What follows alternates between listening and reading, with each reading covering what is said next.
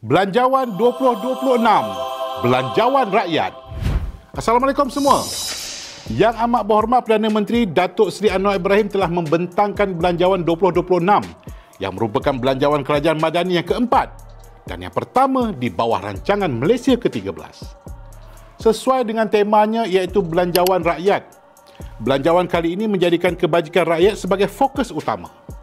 Setelah berani mengusung reformasi, kini masanya memulangkan hasil kepada rakyat. Antaranya, pendidikan percuma PTPTN kepada 5,800 anak keluarga miskin mulai tahun depan. Isi rumah dengan pendapatan kurang dari RM2,705 bakal menikmati inisiatif ini.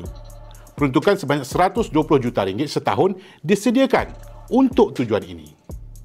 Seterusnya, hasil daripada penyasaran subsidi, kerajaan berjaya meningkatkan peruntukan bantuan STR dan SARA dari RM13 bilion kepada RM15 bilion, memberi manfaat langsung kepada 9 juta rakyat.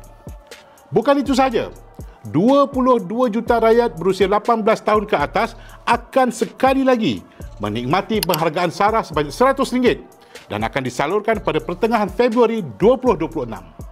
Dan kepada penjawat awam, bantuan khas kewangan sebanyak RM500 diberikan kepada semua penjawat awam grade 56 ke bawah, termasuk lantikan kontrak. Turut menikmati bantuan khas kewangan ini ialah semua pesara kerajaan termasuk veteran berpencen dan veteran tidak berpencen sebanyak RM250. Ada satu lagi perkara menarik dalam belanjawan kali ini. Demi membuktikan bahawa kerajaan hari ini benar-benar menjadikan rakyat sebagai keutamaan, maka Yang Amat Berhormat Perdana Menteri mengumumkan bahawa pemotongan gaji semua anggota Jemaah Menteri sebanyak 20% kekal.